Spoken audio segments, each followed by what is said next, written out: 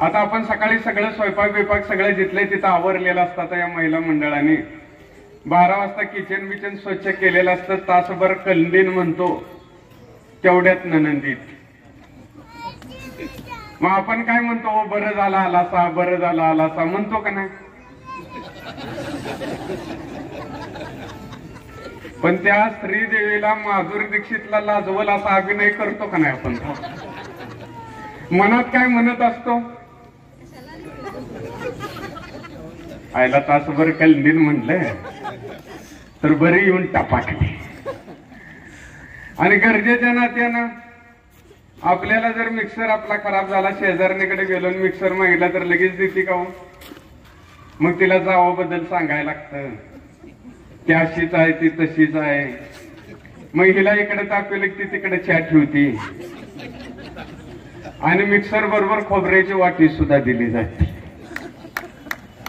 परंतु भावनेच्या नात्यानं माणूस एकत्र येतो, त्याच वेळेला तो विचारानं समृद्ध होतो. आणि विचारानं समृद्ध झालेला माणूस हा जातीच्या पातीच्या पलीकडे जाऊन माणूस म्हणून माणसाला स्वीकारतो. ते आज इथे होतं की आज ते गरजेचं असतं. कारण एका मर्यादेच्या पलीकडे माणसाची आर्थिक संपत्ती गेली, एखाद्या मर्यादेच्या पलीकडे माणूस मोठा झाला तर त्याला समाजप्रिय वाटतो आणि मग समाजामध्ये या वाटतं.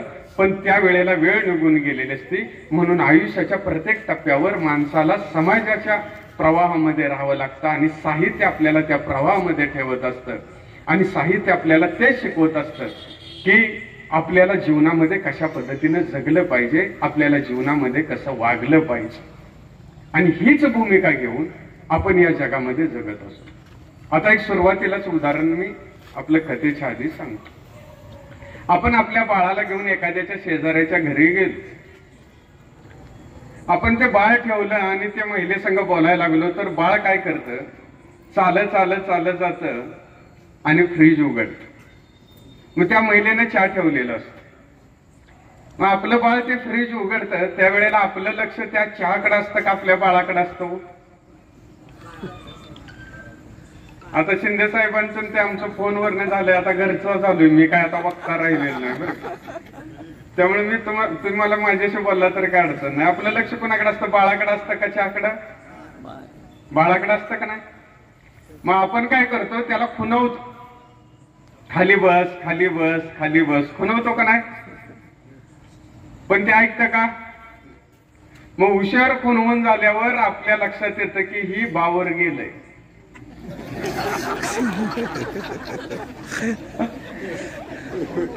ही खुणवून ऐकणार असलं सगळ्या बायकांना ही एका सुरात म्हणल्या, त्याच्यावरून ओळखा आपण कोण आहे. म्हणजे मी बी त्यातलाच आहे बरं का. मग आपण काय म्हणतो, बस खाली. त्यावेळेला ती महिला काय म्हणते, असू दे बाळ आहे. आणि ती त्याला त्यातला केक काढून देत, आईस्क्रीम काढून देत. मग आईस्क्रीम खाल्ल्यावर पोरगा आपल्याला चहा दिल्यावर ते बाळ काय म्हणतं की मला बी चहा पाहिजे. त्यावेळेला आपण काय म्हणतो, आता आईस्क्रीम खाल्लंय चहा नको. पण ती महिला काय म्हणते, असू दे ते बाळ आहे पिऊ दे चहा. आणि मग कप फोडला तरी काय म्हणत नाही. आज्या बरोबर नातू किंवा नात रस्त्यावर निघाले तर गावातली सगळी माणसं त्याच्या बाळाच्या गालावर हात फिरवतात का नाही? आणि दुकानातलं एखादं बिस्किट देतात, चॉकलेट देतात. दुकानदार सुद्धा बिन पैशाचं भरणीतलं एखादं चॉकलेट देतो. आता मला सांगा, त्या बाळावर प्रेम आहे म्हणून ते त्याला देतात का तिची आजी सोबत आहे म्हणून देतात, आजोबा सोबत आहे म्हणून देतात? आजी आजोबा मम्मी सोबत आहे म्हणूनच देतात का नाही? आजी शिवाय आजोबा शिवाय मम्मी शिवाय ते पोरगं कोणाच्या घरात गेलं आणि त्यानं फ्रीज उघडला तर एका क्षणात ते बाळाचं कार्ट होईल का? आपण सोबत असतो तेव्हाच त्या बाळाचं कौतुक असतं. हे सगळ्यांनी देणंच घ्यायचं. ते तेवढं प्रिय जगाला नाही, अजिबात नाही. पण आपण सोबत असताना आपल्याला वाटतं की आपलं बाळ जगाला प्रिय आहे. मग बाळा ज्या वेळेला आपल्याशिवाय एखाद्याच्या घरात फ्रीज उघडायला जातं त्यावेळेला क्षणात ते बाळाचं कार्ट होतं. मग आयुष्यभर तो आजोबा आपल्या नातवाजवळ फिरू शकणार आहे का? आयुष्यभर आई आपल्या त्या बाळाबरोबर फिरू शकणार आहे का? नाही. मग आई नसताना आजोबा नसताना त्याने नजर टाकल ती वस्तू त्याला मिळेल का? त्याने एखादी चुकीची गोष्ट केली तर त्याचं समर्थन केलं जाईल का? त्याला सुधारण्याचा प्रयत्न केला जाईल का? मग आईची जागा कोणीतरी घ्यायची असते आणि आपण आहे तोपर्यंत ती जागा त्याला निर्माण करून आपण या जगातनं जायचं. आणि ती जागा म्हणजे काय आहे तर आपल्यातलं ज्ञान आहे, आपल्यातली कला आहे. ज्ञान आणि कलेच्या बळावर माणूस आई आणि आजोबा सोबत असल्यागत जगभर फिरू शकतो. तो नजर टाकल ती वस्तू त्याला मिळू शकते. त्यानं पाण्याची बाटली मागितले तर लगे लोक आणून देऊ शकतात. त्याने चहा मागितला तर त्याला आणून देऊ शकतात. आणि हे ज्ञान आणि ही कला वाढवण्याचं काम म्हणजे ही व्याख्यानमाला करत असते आणि साहित्य परिषद करत असते. याची वरवर नाही हे बघण्यासारखी गोष्ट नाही बरं का मित्रांनो. कुणीतरी अध्यक्ष म्हणतायत, कुणीतरी कार्यकारिणीचे सदस्य म्हणतायत आणि म्हणून आपण इथं येऊन बसायचं आहे. कुणीतरी पैसे मागतायत आणि कुठेही कटकट माझ्या मागं लागाय नको म्हणून 4-2,000 रुपये देणं म्हणजे ह्या एखादा उत्सव नव्हे, ही एखादी जत्रा नव्हे, तर ही विचाराची मशागत आहे. अभिमानाने आणि स्वाभिमानाने या प्रवाहामध्ये आपल्याला सामील झालो तर इथं खेळणारी मुलं उद्या प्रतिष्ठेने या जगात जगतील. आणि याचसाठी हे सगळं असतं. आता आपण व्याख्यानमालेला गेलो. आता आजी इथं आहे पहिलं 9 वाजता 8 वाजता कीर्तन प्रवचन व्याख्यान असलं तर महिला कशा यायच्या हो? कशा यायच्या सांगा बरं? अशा कान बांधून याच्या का नाही? अशा पारुष आल्यागत. आता 11ला कार्यक्रम असला तरी नटून फटून येते. बरं आम्ही काय तिने स्वतः फेरलो लिटू बांधलेली असते का? आपल्याच नातीनं आणलेली. आता जायचा कार्यक्रमाला म्हणल्यावर काय करते? हळदी कुंकवाला जायचा आहे म्हणल्यावर तिला काय माहिती आलिया भट कशी लावती? ती आपल्या हापूस आंबा पिळावा तसं पिळती. आणि इथं बसर मोरा, इथं बसर मोरा. उत्तप्पाच्या भांड्यावर आंबल्याला वतावं तसं लावून कैटरीना कशी दिसत्या, मी कशी दिसत्या. आता मी एक तुम्हाला प्रश्न विचारतो. तुम्ही जर कैटरीना कैफ असता तुम्ही हाय नवरा निवडला असता?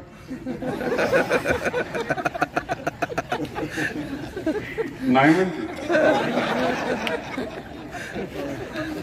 बाळानं घरी गेल्या मम्मीला विचारायचं, म्हणायचं मम्मी तू जर कैटरीना कैफ असतीस तर तू ह्या जॉनी लिव्हर का निवडला?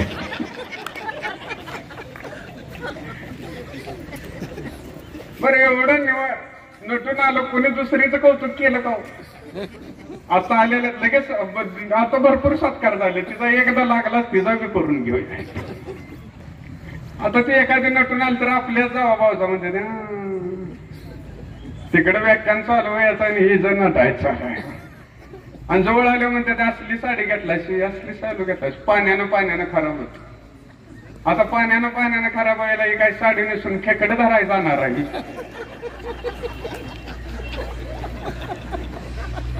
तरी सगळेच नटलेले असतात, सगळेच निघालेले असतात आणि ह्यांचंच बाळ कुठतर मातीमध्ये खेळत असत.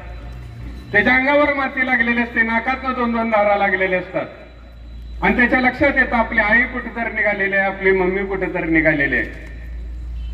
आणि तिच्यासोबत जर आपण गेलो तर आपल्याला एखादा जिलेबीचा तुकडा खायला मिळेल, करंजे खायला मिळेल म्हणून ते पोरगं पळत येतं ना आपल्या मम्मीला, आपल्या आईला, आपल्या आजीला बिलकतं आणि म्हणतं मम्मी मी येणार, मम्मी मी येणार.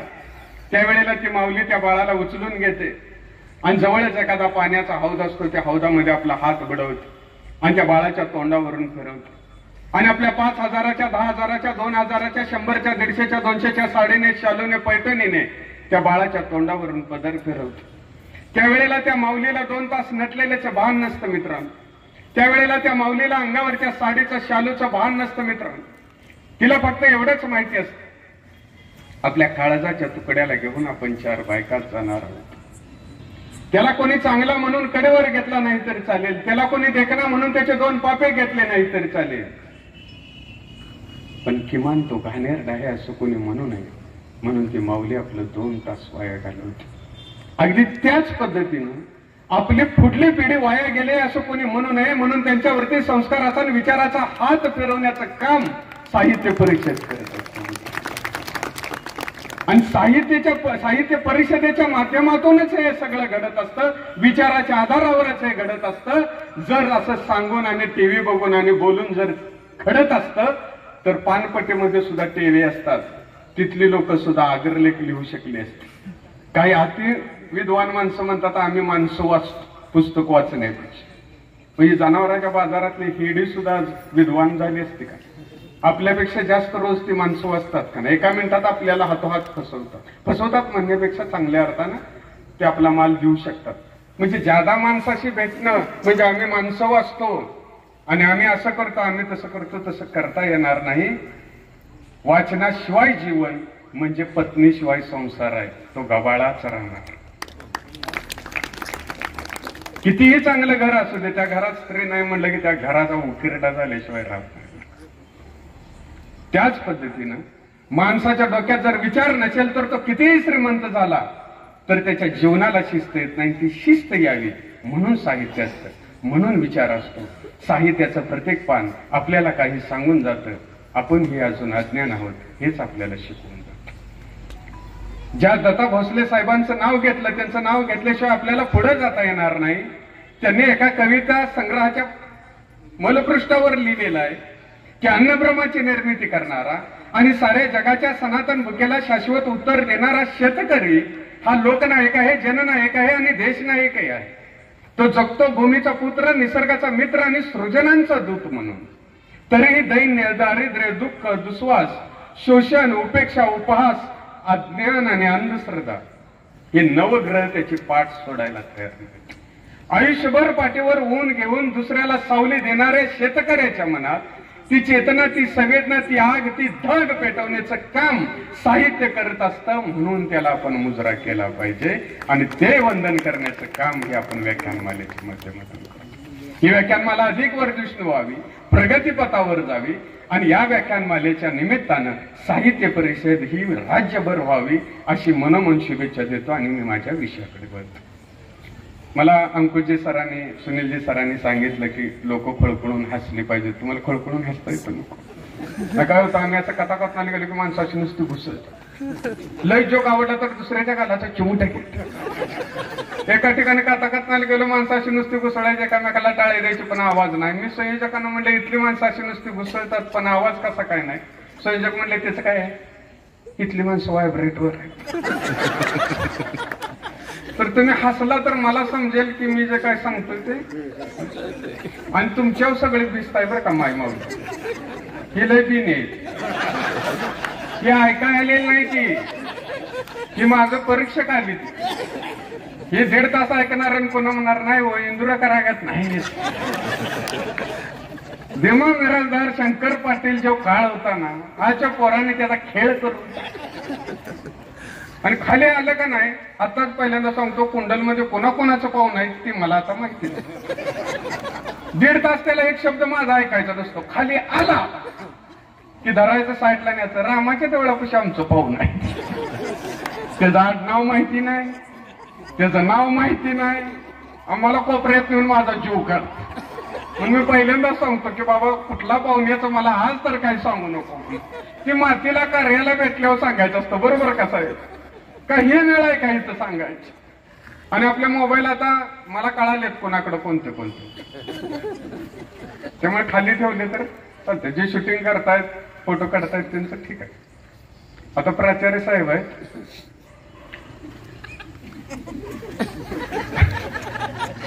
काय होतं मोबाईलवर लक्षात आलं का कॉलेजचा किस्सा आहे, सांगू सांगा म्हणले तर. मोबाईलवर विषय निघाला, एका कॉलेजवर गेलो, म्हटलं कथाकथनाला गेल्यावर म्हटलं आपण मराठीत कथाकथन करतोय, मराठीत सांगावं. म्हणून मी म्हटलं कृपया आपले भ्रमणध्वनी कंपन्न स्थितीत ठेवावे. मी काय म्हटलं, कृपया आपले भ्रमणध्वनी कंपन्न स्थितीत ठेवावे. मराठीच्या प्राध्यापकाने माझा शर्ट वडला आणि म्हणले लागलंच मोबाईलची सांगी.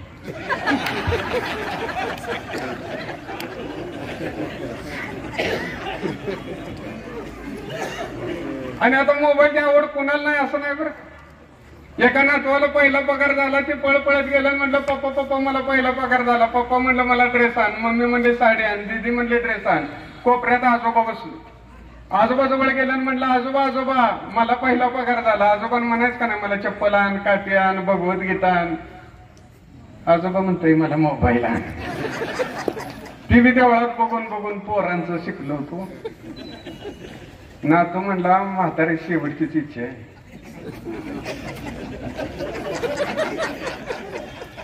एकदा 3 महिन्याचा जम्बो पॅक मारला.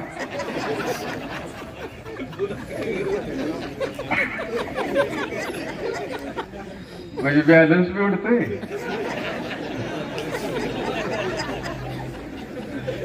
आणि म्हातारा बी उडतय. म्हणून म्हाताऱ्याला मोबाईल घेऊन दिला. म्हाताऱ्याने ठेवायचं कुठं म्हणून धोत्रात बांधला आणि चौकात गेल्यानं रिंगटोन वाजले, लंगे डान्स लंगे डान्स लंगे डान्स. म्हाताऱ्याला कळणं नेमका कोणत्या गाठीत बांधलाय. म्हाताऱ्याने 1-2 गाठ सोडली, मोबाईल काढला ना. तो संग बोलत 100-150 फूट गेलं. बोलायचं बंद केलं, लक्षात आलं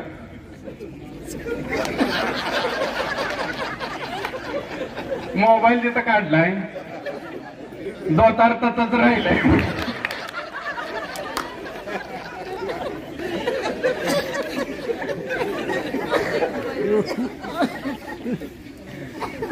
आता मी ह्या आता 10-15 मिनिटात बोललो ना. आता हसवलं का नाही त्याच्यात 1 मिनिटात वळखलं लग्नाच कोण आणि बिन लग्नाच कोण. लय हसतय ती बिन लग्नाच आणि उगत तोंड पाडून बसलंय ती लग्नाच आहे. काय त्याच्या जीवनात अर्थ नाही. कुठं तर बसायचं म्हणून आपलं लाखात एक असतोच किंवा बोल आहेच की ना. म्हणजे माझं लग्न झालंय म्हणून सांगतो. परवा बायको मला म्हणले सिलेंडर घेऊन या. आता मी असा बोंबलं थिंडाय सोपवलं. कुठं वाद घाला म्हणून आणला ठेवला. त्याला जरा कल बिलर नव्हता हो. बघितलं मला म्हणले तुम्हाला काय कळतं का हो. म्हणलं का. म्हणजे जरा तर काय बघून आणायचं नाही. आता सिलेंडर म्हणजे काय वांग आहे का डोबॉय. मला म्हणले तुम्हाला चॉईसच नाही. सगळ्या गोष्टी थर्ड क्लास, सगळ्या गोष्टी थर्ड क्लास.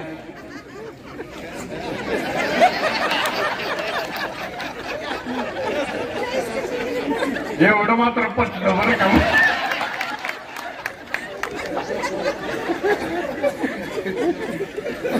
लग्ना दिवशी निम्म गाव मला हेच म्हणत होत.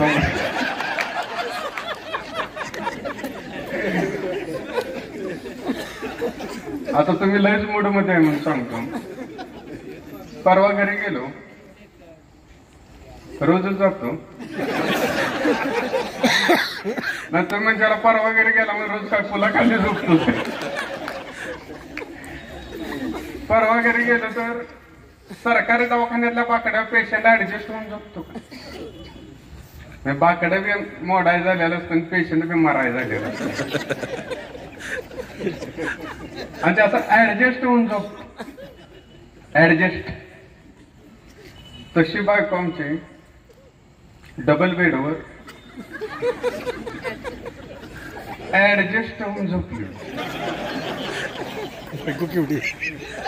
अंगाखाली काढायची पेटी गावावी असा बेड गावला.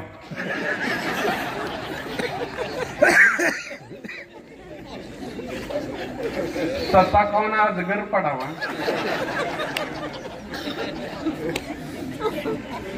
ऊन खात तशीही पडलेली. हिकडं वळे तर हिकडं पडत, हिकडं वळे तर हिकडं पडत. नुसते हल्ली तरी बेड मोडत. म्हणून मी आपलं हाय का बघितलं नाही. हिच्या कर्मानं ही जायचे चिंध सरी तू माझी वाट बघितलं.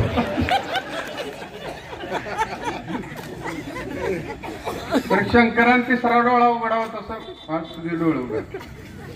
मी म्हणलं तुला काय होतंय काय ग. तर मला म्हणले मला कसंच होत.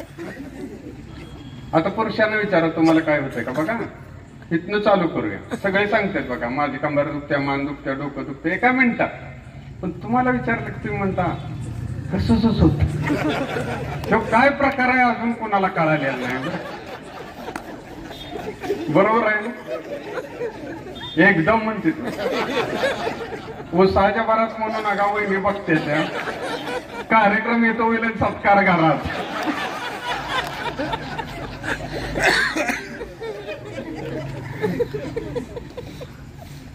नक्की काय होतं अजिबात सांगत नाही. मी बायकोला म्हटलं तुला नक्की काय होतंय सांग बघू. तर मला म्हणले सकाळी जेवायला बसली आणि जेवत असताना तासाभरानं शेवटचा घास तोंडातच फिरायला लागला. आता हिचं खाणं म्हणजे क्रशर मिशन गत होत आणि तासाभरानं मी मनात म्हणतोय म्हणूनच 18 वर झालं ते गेलंय. ते घरात सांगायचं मला अवघड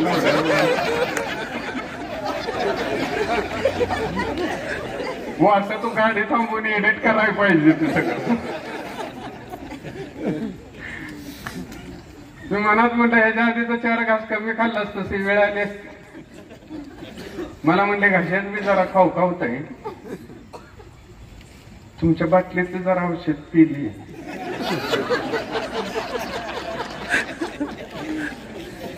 तरी मला शंका आली तिचं बरं. टीव्ही इकडं होता आणि इकडं बघत होता.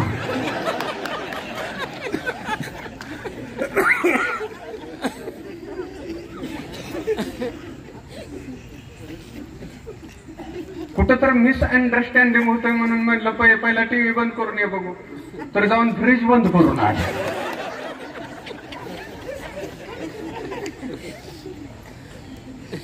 मी म्हटलं दवाखान्यात जाऊया काय. तर मला म्हणते सांगली बिंगली नको गावातच जाऊया. आता आमचं आयुष्य सम्राट 500 800 लाख खाऊन गेलं. हिला सांगलीला आणाय काय आम्ही डोक्यावर पडलो. म्हटलं ठीक आहे तुझी इच्छा आहे तर गावातच जाऊया. तर मला म्हटले आणि 4 घास खाऊन घेते मला इंजेक्शनची रिॲक्शन येते.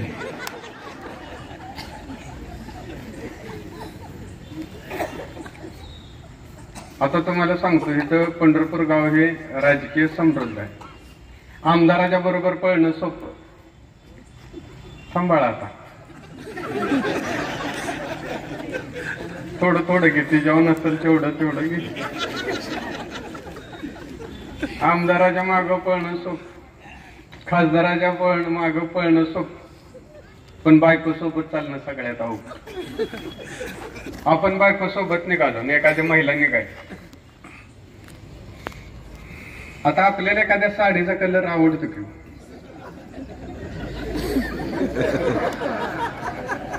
साडीचा,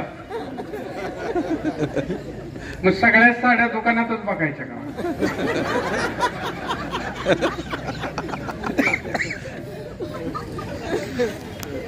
बर दुकानात आपण जाऊन उभा राहिलो बाहेर जरा बघितली.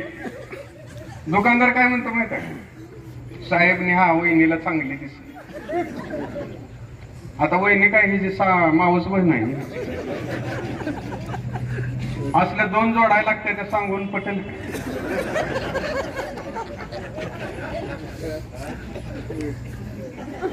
म्हणून आपल्यासारखा सामान्य माणूस काय करतो, हिंडती फिरती साडी बघतो. आपण जरा असं बघितले बायको आपल्याला दिवसते म्हणते होय हो. आता गेलेल्या महिला साडी बघितली का,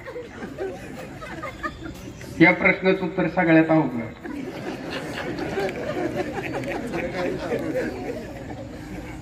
बघितलं म्हणलं तर हा तुम्ही काय सोडताय आणि नाही म्हणाव तर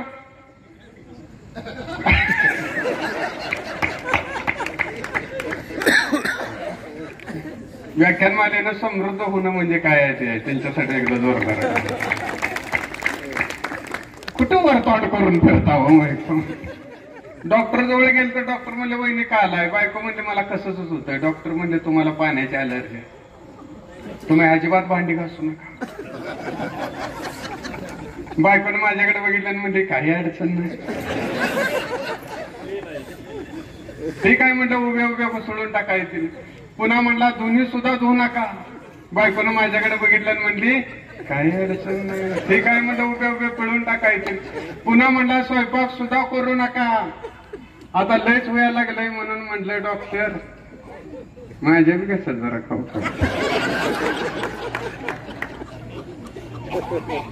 तर मला म्हणतो बिडी वाढता काय, नाही म्हणलं गांजा वाढतो. आला का कधी तर आमच्या बाजूने बोलत जाईल. परवा सासरवाड्याला गेलो तर सासू फुस फुस फुस आईला म्हणजे हिच्या काय अंगात आलं का. बायकोत गेलं मला माझ्याकडे बघून म्हणते जावाय बापू माझ्यापूर गेलो मी तळ हाताच्या फोडाप्रमाणे सांभाळले. मी म्हटलं पण तिला सांभाळताना आमच्या हाताला फोड आले की.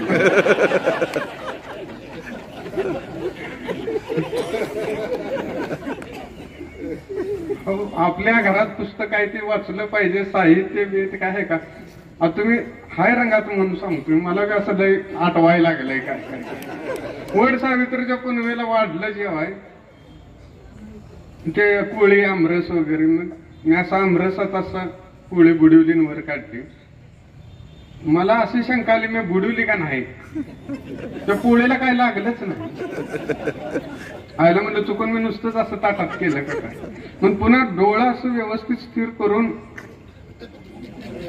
त्या मनोबाकर निशाणा धरते तसं पाक करून बघितलं पण नाहीच. मग बायकोला बोलवून घेतलं, म्हटलं काय आहे म्हणलं. काय म्हणते, म्हणलं कसला आमरस केलास, म्हणजे काय झालंय. म्हणलं जरा तर काय त्या पोळीला लागतोय का. गेली दाना दाना दाना आत ती बॉक्स आंब्याचा घेऊन आली, पुढे टाकला. म्हणजे काय लिहिलंय याच्यावर, म्हणजे काय लिहिलंय म्हणलं देवगड हापूस सुपर क्वालिटी. काय लिहिलंय म्हणली, म्हणलं देवगड हापूस सुपर क्वालिटी. म्हणजे मग ह्या आंब्याला नावं ठेवताय.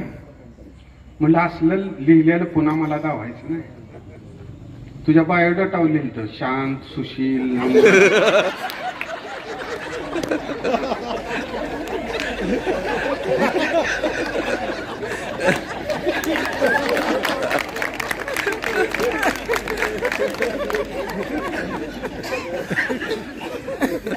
अशात ना आपण जगत असतो. आणि खरं सांगू का, म्हणजे मी विरोध केलं म्हणून आता हे रेकॉर्डिंग केलं ती ऐकेल किंवा काय. ज्याच्या घरात बायकोला किंमत आहे ना त्याचं घर सुखी आहे.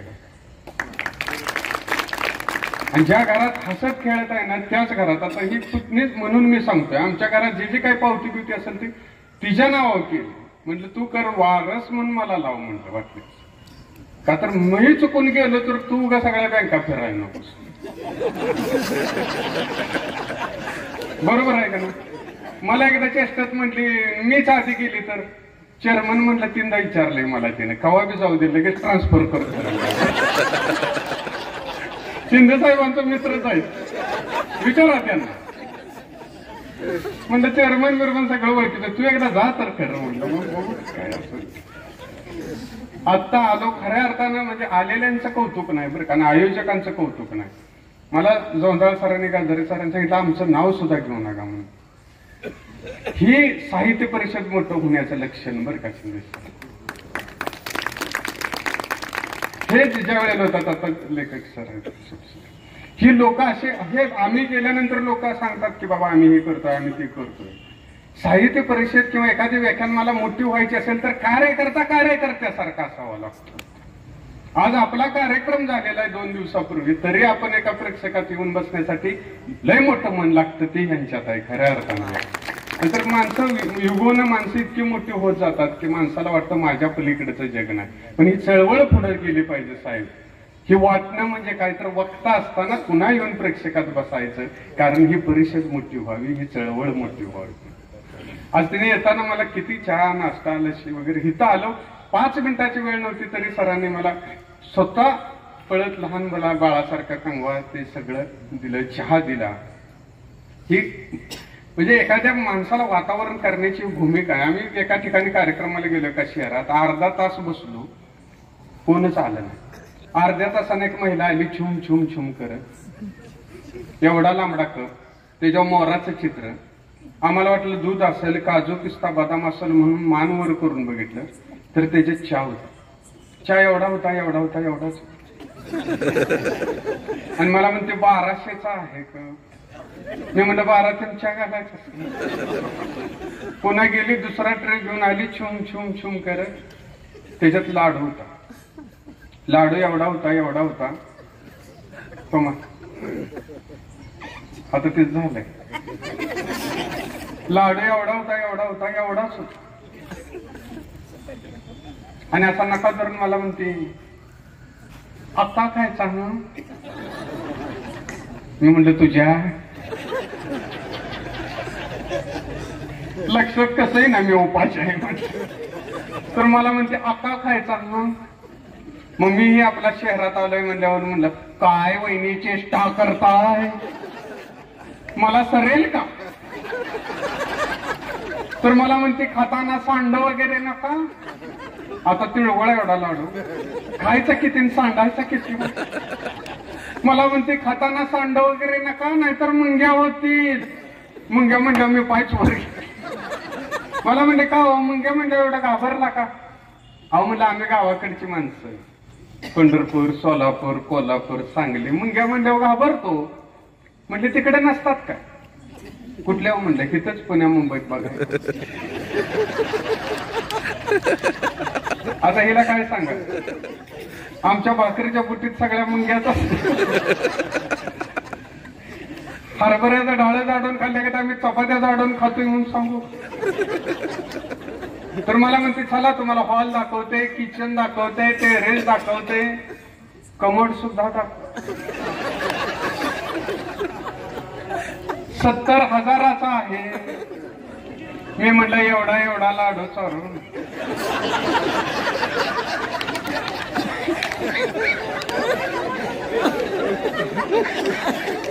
कशाला कमोड दाखवते.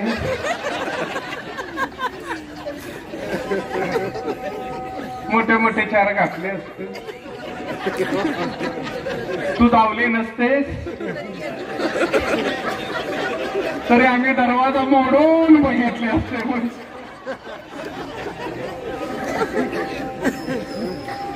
सगळा खरोखर म्हणजे हे व्यासपीठावर बोलायचा शब्द खोळ्याचा बाजार सगळे. आम्ही एका सीएनच्या जवळ बसलो होतो, सोमन साहेब म्हणायचे, तिथे एक लेडीज होती नाही, असं खर्चाचा विषय निघाला बरं का. आणि मग एक ते साहेब काय म्हटले की एका महिलेने 50,000चा शालू घेतला, साडी घेतली. मग आयला म्हणलं ह्या महिला अशा 50,000च्या साड्या घ्यायला लागल्या, माणसं अशी 20,000चा 50,000चा ड्रेस घ्यायला लागले. त्याच्यावर ती महिला बी सामील झाली त्या बोलण्यात. काय म्हणजे बायकासने कळण्यात झालंय कसा बी खर्च करायला लागले. आम्हाला वाटलं हिला जरा कळायला लागेल, मग तिला आम्ही चर्चेच्या मुख्य भागी घेतली. म्हणलं तुम्ही म्हणताय बरं झालं. नाही म्हणजे कळायला पाहिजे का नाही सांगा. 50,000ची साडी घ्यायची काय काम आहे. मी असं कधीच करत नाही. मी 25,000च्या 2 घेते.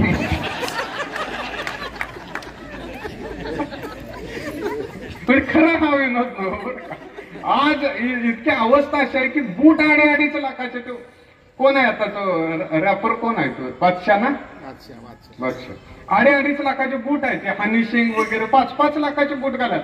ह्या जगात श्रीमंतीवर व्हायचा आता दिवस राहिलेले नाहीत का. राहिलेत सांग. पहिलं फॉर्च्युनर इनोवा कुठे लागायच्या, तिरुपतीलाच लागायच्या का नाही, सायट्रस्ट पुढेच लागायच्या का नाही. आता मसोबाला कोंबड कापाय बी जात आहे BMW. आता वडापावाल्याचं बंगला आहे. त्यामुळे श्रीमंतीने आता इथून पुढे कुणालाही दिपवता येणार नाही. दिपवावं लागेल चारित्र्य, सभ्यता आणि नम्रतेनं. ते आपल्याला साहित्य आपल्याला जमिनीवरच राहावं लागेल तरच आपल्याला जमीन स्वीकारणार आहे. आणि ते काम साहित्य करत असताना ही परिषद करत आहे. तुमच्या समोर कथा ठेवतो. कथेचं नाव आहे जानती. मित्रांनो 20 वर्ष झालं साहित्याच्या प्रांतात आहे. यांगावरून यांगाव होताना फक्त मला कथा दिसते. जयवंत आवटे विचार तरंग नावाचं युट्यूब चॅनेल आहे. तुम्हाला जर घरी वाटलं तर थोडं काही बघायचा आनंद घ्यायचा असेल तर बघा. आणि आपलं 12 गावचं संचित नावाचा कथा संग्रह आहे. जर कथा आवडली आणि जर आपल्या आईनं, आपल्या बहिणीनं, आपल्या मुलीनं आणि सगळ्यात महत्वाचं आपण स्वतः कसं वागायचं हे जर आपल्याला समजून घ्यायचं असेल तर त्या कथेच्या माध्यमातून मी थोडा माझ्या पोथीनुसार व्यक्त झालेला आहे. जर जाताना पुस्तक वाटलं तर ते नजरे खालून घाला. तुमच्या समोर कथा ठेवतो. कथेचं नाव आहे जानती. निश्चितपणानं तुम्ही म्हणाल की अशी कथा आम्ही आयुष्यात ऐकली नाही, पण मलाही घरी जाऊन सांगता आलं पाहिजे की 20 वर्ष झालं कथाकथन करतोय, पण महाराष्ट्र साहित्य परिषद शाखा पंढरपूर इतकी दाद मला आजपर्यंत मिळालेली. मी जयवंत आवटे तुमच्या समोर कथा ठेवतो. कथेचं नाव आहे जानती. सदाच लग्न होऊन 2 महिने झालं तरी बिचार मारुतीच्या देवळात झोपत.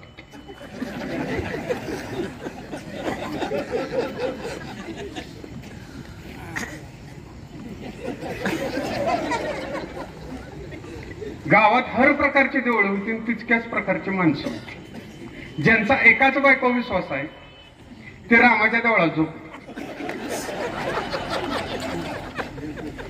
आणि ज्यांचा एकापेक्षा जास्त बायको विश्वास आहे ते कृष्णाच्या देवळात झोपत. सदाचा लग्नावर विश्वास होता, आपल्या बायको विश्वास होता, तरी मारुतीच्या देवळात झोपत होत. का तर सदाचा दोस्त नाग्या ती मारुतीच्या देवळात झोपत होत. सदा आणि नाग्या दोघं जिगरी दोस्त. दोस्ती म्हणजे काय कळायच्या आधीपासून दोघं दोस्त होते. आता कळायला लागल्यावर सदाचा नाविलाज झाला. अहो नाग्या होतच तेवढा आगाव. बारकवतो तेव्हा कुलकर्णींच्या जेवणाचं निमंत्रण नव्हतं तरी जेवाय गेलं. आम्रखंड दोन्ही हाताने खाल्ला आणि त्याच हाताने बोंबलत गावभर फिरलं. बामणाच्यात गुळमट झुंका केलाय.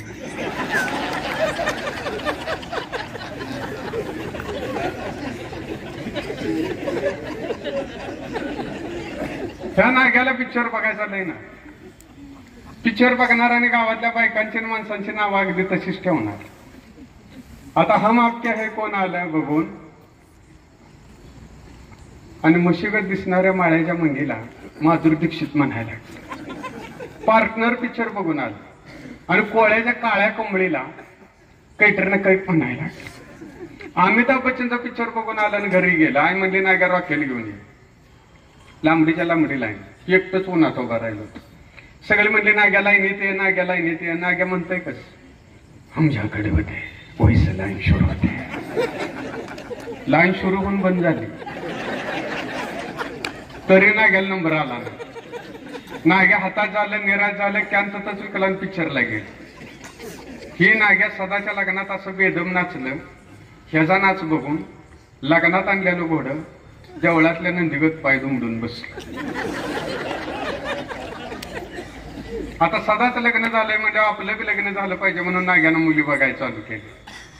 नाग्याला वाटत होतं या जगात एक तर नागिन अशी असेल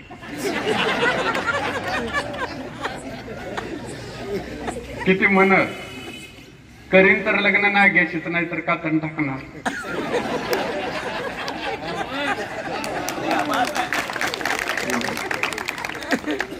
म्हणून नाग्याने सगळ्या मुली पसंत केल्या. पण सगळ्या मुलींच्या बापाने नाग्याला नापसंत केलं. हा मुलींच्या बापाने नाग्याला विचारलं तुझं सोशल वर्क काय, सामाजिक काम काय. मग याने सांगायचं का नाही. मुलासनी ड्रॉप दिलं, झाडासनी पाणी घातलं. ही म्हणतंय गावात कुत्री मारायची मोहीम राहिली आणि सगळे कुत्री एकट्यानं मारले. मुलीचं बाप नाकमुठी धरून घरला गेले. सदानं मुलींच्या बापासनी सांगितलं नाग्या चांगला माणूस आहे, नाग्या चांगला माणूस आहे. मुलीचं बाप म्हटलं नाग्या माणूस आहे पण माणसात नाही. मग नाग्यानं विचार केला, चिंतन केलं, मग नाग्याच्या लक्षात आलं की ज्यांचं ठरवून लग्न ठरत नाही अशीच माणसं लव्ह मॅरेज करतात. म्हणून नाग्यानं लव्ह मॅरेज करायला 4 दिवस गाजवले.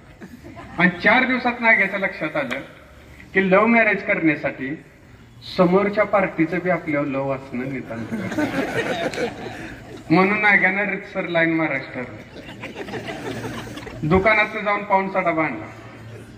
33% एक्स्ट्रा. दाबणानं कच्चा कच्चा कच्चा बिळकू पडली.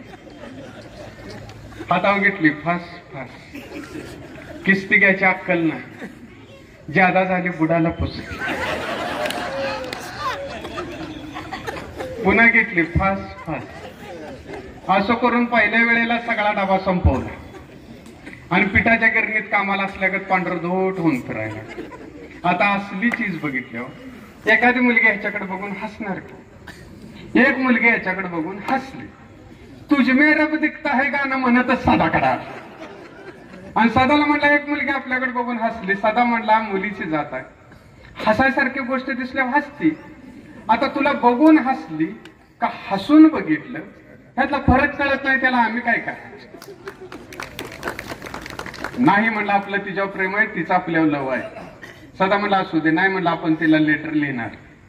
सदा म्हणला SMS चा जमाना आहे, ईमेलचा जमाना आहे, व्हॉट्सअपचा जमाना आहे, कशाला लेटर लिहितोस? नाही म्हटला, प्रेमाला ऐतिहासिक परंपरा आहे आणि त्याला असं बालगोट लावू नको.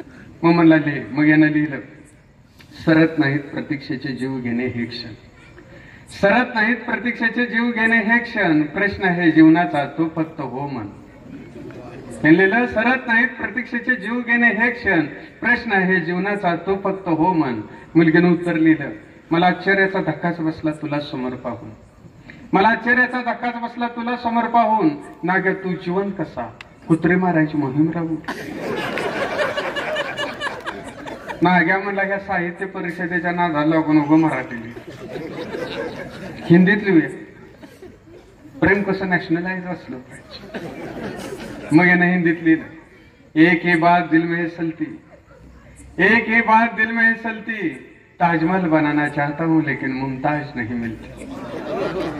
एक ही बात दिल में चलती, ताजमहल बनाना चाहता हूं लेकिन मुमताज नहीं मिलती. मुलगीनं उत्तर लिहिलं, मऊ लागला आहे म्हणून कोपऱ्यानेच खांद, मऊ लागला आहे म्हणून कोपऱ्यानेच खांद, नाग्या ताजमहल गेला उडत आधी संडास तरी बांध. नाग्या म्हणला, ही मुलींची जात बुद्धू ते बुद्धूच, त्यासने काव्यात्मक अजिबात काय समजत नाही. शाळेत शिकवलंय तसं आपलं लेटर लिहूया. मग यानं लिहिलं, श्री हनुमान प्रसन्न,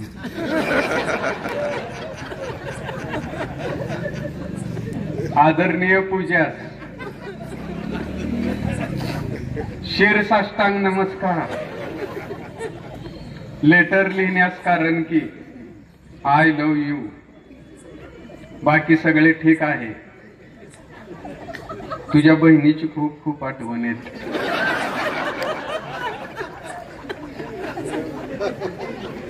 बाबांना अनेक आशीर्वाद आणि मम्मीला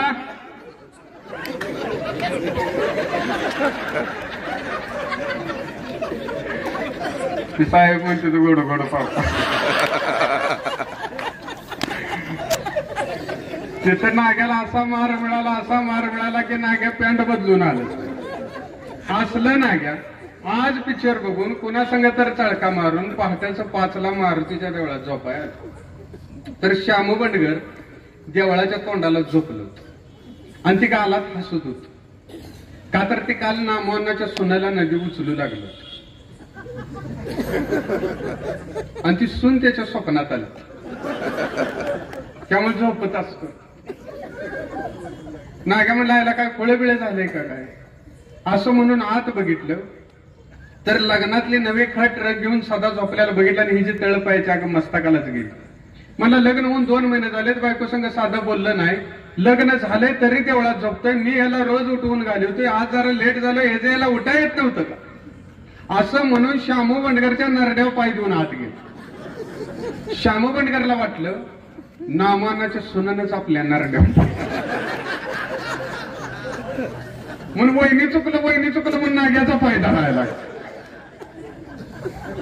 नाग्यानं पाय जिंदारला ना आज जाऊन दोघा तिघाला तुडवून आज जाऊन सदाला लात गाठली, सदा केव्हाच निघून गेली आणि पाट्याचा गारटा पडला म्हणून गोनाबा बांधर गेली. गोनाबा उठला आणि कुत्री मारायची काठी घेऊन मागे लागला. अहो नाग बिळात घुसावा तसा नाग्या बोळात गायचा. इकडे अंधाराचा फायदा घेऊन सदा घराकडे निघालं होतं. आता डोक्यात घ्या, लग्न होऊन 2 महिने झाले, बायको संग साधं बोललं नाही, लग्न झाले तरी देवळात झोपतोय म्हणल्या माणूस एक नाव ठेवणार आहे का, म्हणून आपला अंधाराचा फायदा घेऊन घराकडे निघाला होता. तर रोगाप्पा स्वतःच्या घरापुढे कमरो हात ठेवून उभा राहिला होता आणि तिची बायको इकडे भांडी घासत. रोगाप्पाला कमरो हात ठेवायचा लय नाही, पूर्वज त्याचं पंढरपूरच होतो आणि पांडुरंगाच्या वाहनाव गेलं पण गुन्हाव गेलं नव्हतं. दिसल तिची माप काढायचं. तिकडे भांडी घासत्या बायको सदा निघाल्याला बघितला आणि अंधारातनं झाडी मारली. सदानं वळण मागं बघितलं आणि रोगापाच्या बायकोला म्हणला, वहिनी गड्याच्या आवाजात हाका मारली काय, नटरंग बघून आलाय काय म्हणलं. नाही म्हणला मी मारले. म्हणलं आपण हसाय हाय सगळं निदान हसाय तर किमान दात तर दिसलं असत. म्हणलं मला एक सांग, तुला बायको पसंत आहे का. सदानं रोगापाच्या बायकोकडे बघितलं.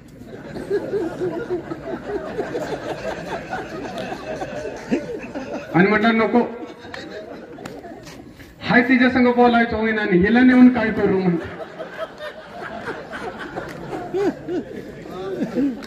अरे म्हणला तुझी तुझी, हा म्हणला माझी आहे की. मग म्हणला देवळात का झुकतोस? अहो म्हणला घर लहान आहे म्हणून देवळात झुक. लगा म्हणला मनात आणला असतंस तर ताजमहल बांधला असतं. लग्न करताना पत्रिका बघितली होतीस का? सदा म्हणला नाही हो. मग म्हणला असंच व्हायचं. माझी जन्मवेळ चुकली होती तर मी पत्रिका बघितली. सदा म्हणला आप्पा तुमची जन्मवेळ चुकलेली नाही, तुम्ही चुकीच्या वेळी झाला मला. रघोपा म्हणला लागा लाज वाटते का? लग्न होऊन 2 महिने झालं बायको संग साधा बोलला नाही सण आमची माप काढतोस. सदा खजील झाला. म्हणला खरंच आहे, कशाला आपण गावाची माप काढायची? बायको संग आपण साधा बोललो सुद्धा नाही. काय नाही म्हणला आज बायको संग बोलायचंच. असं म्हणून घरापर्यंत आला.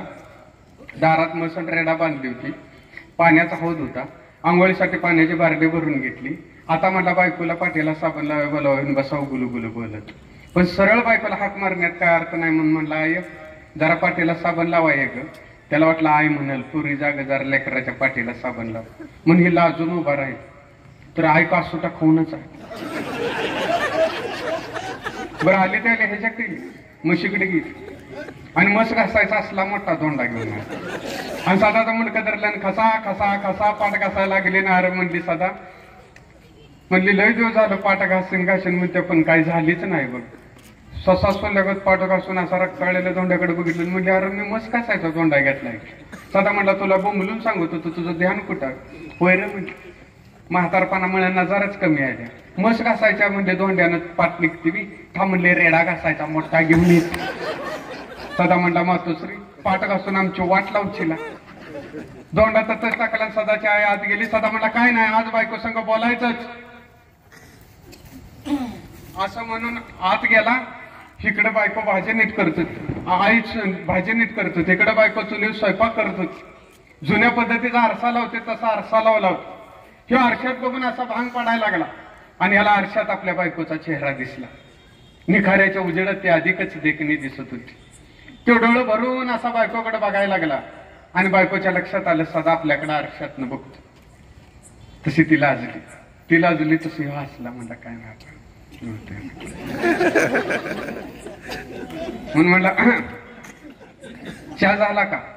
आई म्हणले तुझं का डोळं फुटलं? मी 12 खोल्याचं घर असल्या ग विचारतोय. अरा म्हणला नाग्या म्हणते तीच खर. पिक्चर मधल्या गत आपल्या आयुष्यात कधीच गंमत येणार नाही. पिक्चर मधला नट लग्न झालं की बायकोचा हात हातात घेतो आणि मळ्यातनं गाणी म्हणत पळतो. आपण बी आपल्या बायकोचा हात हातात घ्यावा, मळ्यातनं गाणी म्हणत पळावं. पुन्हा म्हटलं नकोच, आपल्या मळ्यातली कुत्री नाहीत शाही फोडून काढते. मग म्हणला करावं काय? बायको संग बोलावं कसं? नाग्या म्हणते तीच कर.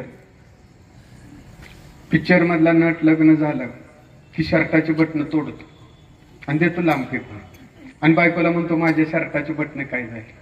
मग बायको येते सुई घेऊन लावते त्याच्या शर्टाला बटणं. बसतात 2 जण गुलू गुलू बोलत, म्हणतात गाणी. आपण बी असंच करायचं. म्हणला घेतलं खुरपं करा करा करा करा बटणं कापली, दिली फेकून आत गेला आणि म्हणला आई माझ्या शर्टाची बटणं काय झाली? आई म्हणली अरे सदा उक्ती घेतल्यावर असंच व्हायचं. म्हटलं थांब म्हणले काढ. तोपर्यंत ती लावते तोपर्यंत म्हशीला रेड्याला पाणी दाव. तो बाहेर गेला. 2 बारड्या भरून घेतल्या. म्हशी पुढे एक ठेवली, रेड्या पुढे एक ठेवली. दोघं मचा मचा मचा मचा पाणी प्यायला लागली. उशीर त्या रेड्याकडे बघितलं आणि म्हणला आयला माणसाच्या जन्माला जाण्याऐवजी त्या रेड्याच्या जन्माला गेलो असतो बरं झालं. निदान त्या म्हशीकडे बघून हमराय तर गावला.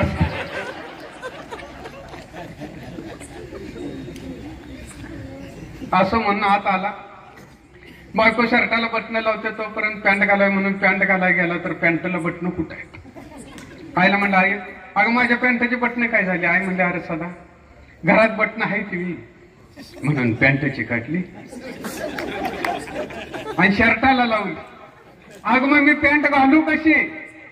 पिंडीच्या पत्याला सुतळे एक म्हणले बांध. कोण आता बघतोय? सदा कशी तर पॅन्ट बांधली आणि गावात आला तर नाग्या नटून थटून उभा राहिला. नाग्या म्हणला बायको संग बोललास का? सदा म्हणला मलाच कळ ना कसं बोलायचं. 2 महिने झाले बायको संग साधं बोलायलाच येईना. नाग्या म्हणला माझं लग्न होईना, तुझं होऊन काय उपयोग नाही. आपण लग्न झालेल्याला विचारूया की बायको संग कसं बोलायचं असतं. 10 मिनिटं थांबली. 10 मिनिटांना आण्या खवीस आला. म्हणले अनिलराव तुम्ही बायको संग पहिल्यांदा कधी कुठं काय बोलला आम्हाला सविस्तर सांगता का? अन्या कवीस म्हटला, मी बायको संग पहिल्यांदा कधी कुठं काय बोललो तुम्हाला अगदी सविस्तर सांगतो, पण मला आधी सांगा कुणाच्या बायको संग?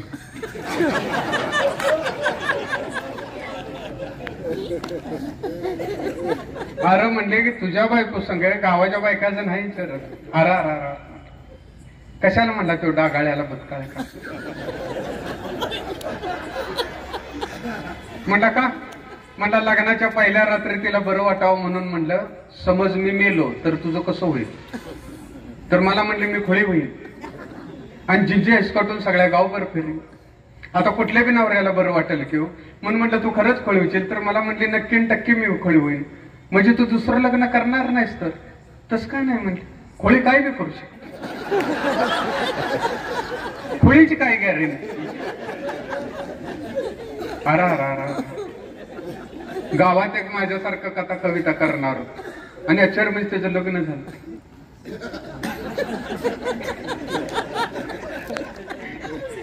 त्याला गावात होडाकला, ती गावात गावतही ते रानात आंब्याच्या झाडावर वहीन पेन घेऊन बसलो आणि पोपटाकडे एकटक बघत होत आणि चिमणीव कविता लिहित.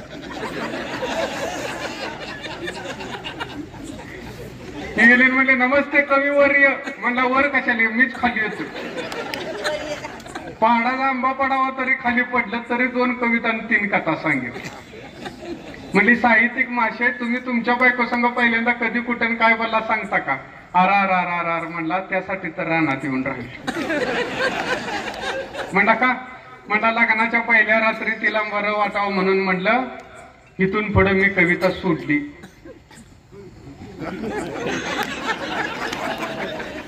तिला वाटलं मी कुठल्या मुलगीच नाव घेतो. ती मला म्हणली, आता तुम्ही माझ्यासाठी एवढं करताय तर मग मी बी माहेरला गेल्यावर पक्याला हेच सांगणार.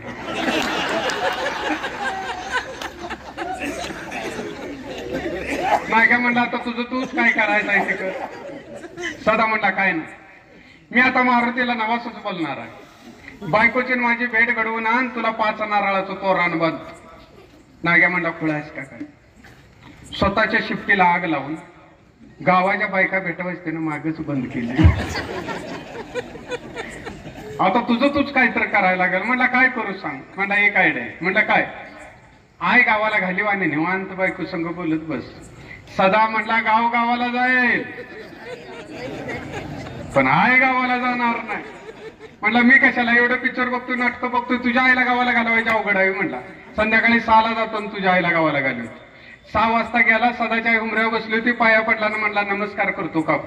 सदाच्या आई म्हणली नाग्या, सदाचं लग्न झाल्यापासून इकडे फिरकायचाच बंद झालास. नाग्या म्हणला काकू, महात्मा गांधीजींनी म्हणलंय दोस्ताचं लग्न झालं की पुन्हा त्याच्या घराकडे फिरकायचं नाही. सदाच्या आई म्हणली गांधीजींनी ही बी म्हणलंय. म्हणला तुला खरं सांगू का? मीच म्हटलंय, पण या देशात गांधीजींनी म्हटलंय म्हटल्याशिवाय कोणाला खरंच वाटत नाही. आम्ही काय म्हणला महापुरुष आहे, आमच्या बाष्कळ बडबडीची सुभाषित व्हायला म्हटलं. नाग्याच्या डोक्यावर फिरवत सदाच्या आई म्हणते, नाग्या सदाचं लग्न झालं, आता तुझं लग्न झालं म्हणजे मी मराय मोकळी झाली. नाग्या म्हणला प्रयत्न चालू आहे, तुला लई दिवस जगायला हवत नाही म्हणलं.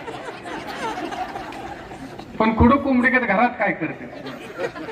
हे जाय जरा गाव शिवकरून होय म्हणले, लई दिवस झालं जाईन जाईन, पण ते पण हिंमत आहे की माझ्याशिवाय धारच देत नाही. म्हणले काहीतरी प्रयत्न कर, मार्ग काढ. म्हणले एक आयडिया आहे. म्हणले काय? तू धार काढणार असेल तर मी जाते.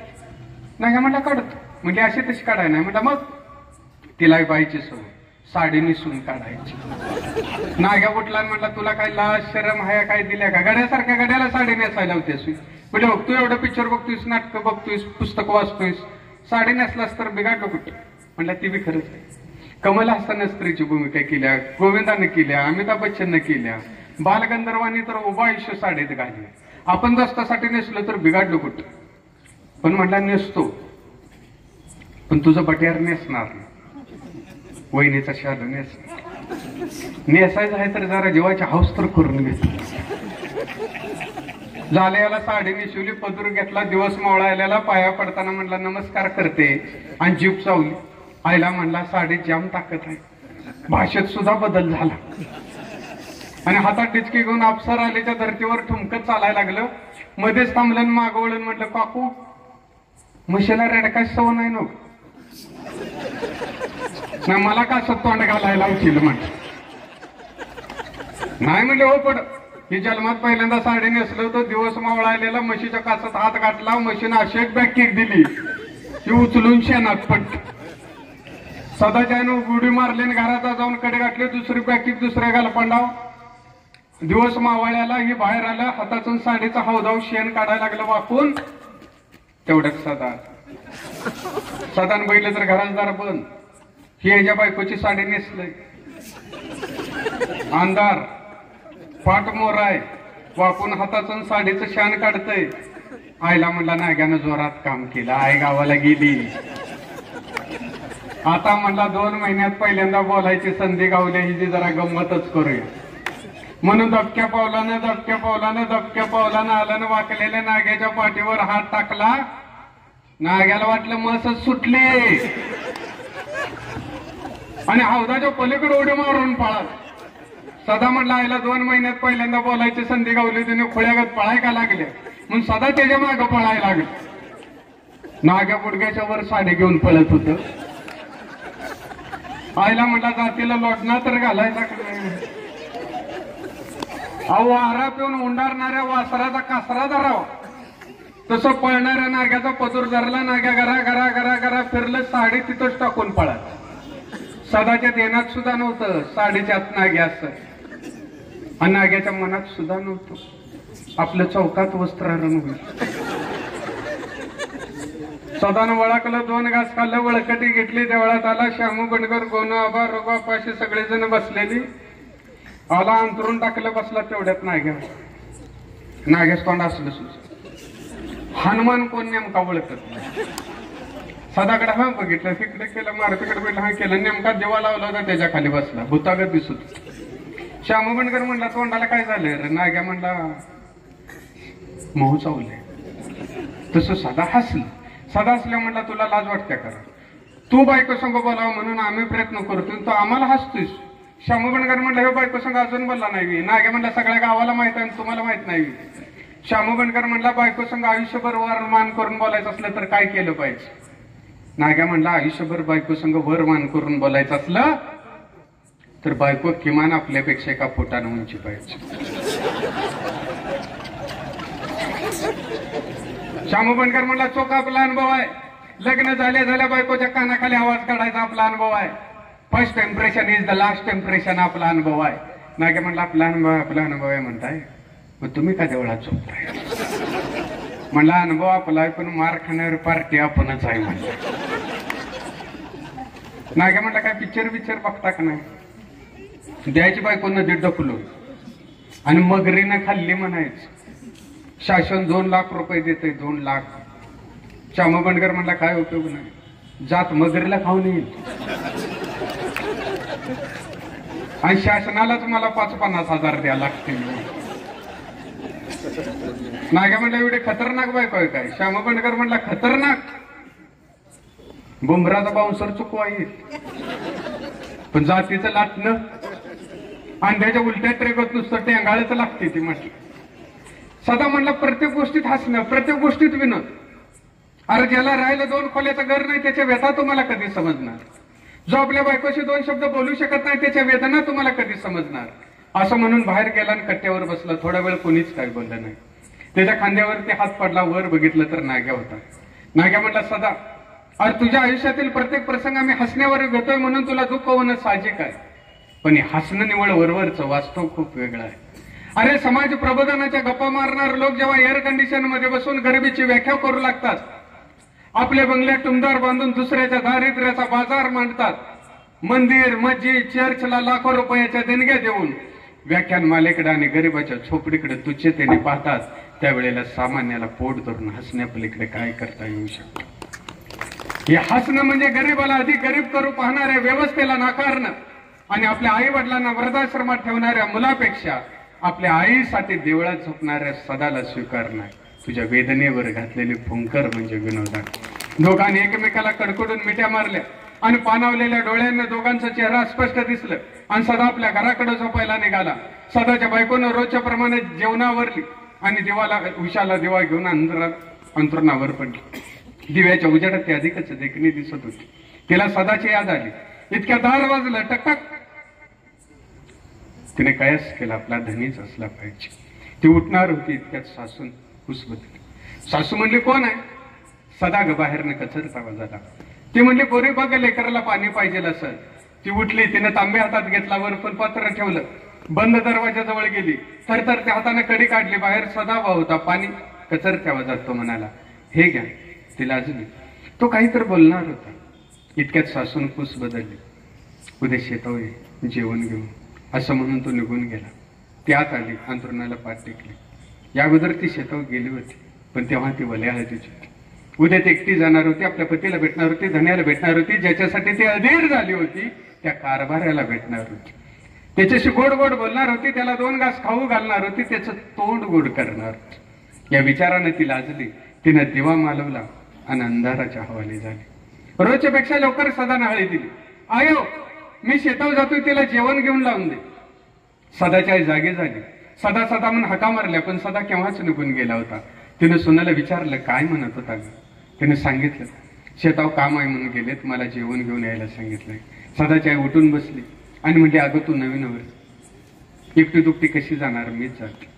तिने गुमान स्वयंपाकाला हात घातला. परत अंगठ्या धरून पीठ कालवू लागली. निघाऱ्याच्या उजेडात ती अधिकच देखणी दिसत होती, पण तिचं चित जेवणावर नव्हतंच. तिला आपल्या पतीला भेटायचं होतं, धन्याला भेटायचं होतं. शेवटचा प्रयत्न म्हणून म्हणली आत्या मीच जाते, मला वाट बी माहिती आहे.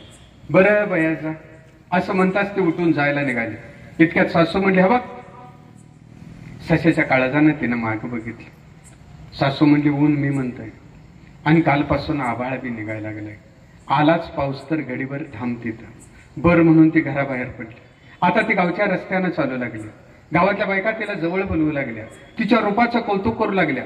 1-2 बायकांचं राबता हात तिच्या गालावरून फिरलं, पण तिचं लक्ष तिकडे नव्हतंच. तिला आपल्या पतीला भेटायचं होतं, धन्याला भेटायचं होतं. ती चालत चालत चालत पांदीजवळ आली. पांदीतनं वर आली. मेहनती करून वावरं तयार होती. पहिल्या पावसाची ओढ त्या शेतसरला लागली होती. इतक्यात पळत्या ढगाची सावली तिच्या अंगावर पडली. विस्कटलेल्या केस सावरीतीनं वर पाहिलं. गोवर्धन उचलणाऱ्या गवळ्याच्या सावळ्या पोरागत ते काळं ढग आपल्याकडे बघून हसतंय असं तिला वाटलं. ती पुन्हा पुढे चालू लागली. ती चालत चालत पुढे आली. सरी सोडलेल्या वावरात बायका लगबगीने काहीतरी टोकत होत्या. सकूची देखणी सून पाहताच वाकल्या बायका कमरला हात लावून उभ्या राहिल्या. आणि तू शेताव कशी म्हणून विचारलं. तिनं सांगितलं यांचं जेवण घेऊन आल्या. त्या बायकाने वर बघितलं. निळ आकाश आता काळा आभाळ होऊ लागलं होतं. आज पाऊस येणार हे त्या बायकाने ओळखलं. त्या गालात हसल्या. ती पुन्हा पुढे चालू लागली. ती चालत चालत शेताजवळ आली. तिला पाहताच सदाने सफराची वाट धरली. सदा सफरात शिरताना बघितला आणि ती थबकली. तिचे पाय जड झाले, कसा कोरडा पडला. तर आपल्या जमिनीशी एकरूप होऊन ती आता शिलकीने चालू लागली.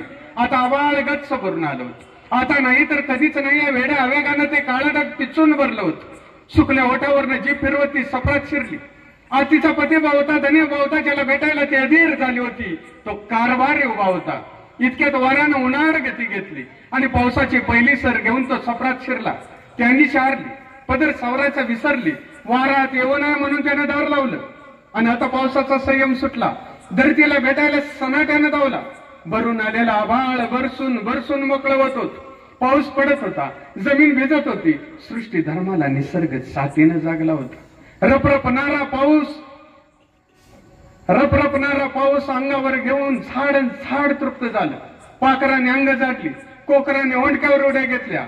ओलीत सपार त्या शिवारात अंगणे तळत उभं होतं. भिजलं दार तिनं अगदीनं उघडलं आणि धावात भिजलेल्या गुलाबाच्या फुलासारखी खालीमान घालून ती घराच्या दिशेनं चालू लागली. तिच्या मनाचं हलकं फुलकं पीठ झालं होतं. ती धन्य झाली होती. तिच्या पतीचं प्रेम तिला उमजलं होतं. एका कळीचं आज फुल झालं होतं. ओला वारा तिच्या अंगावरून गेला आणि सुगंधित झाला. निसर्गाशी एकरूप होऊन ती अंगी सुखावली होती. ती नांदती होतीच, आज जाणती ही झाली तर नांदती होती.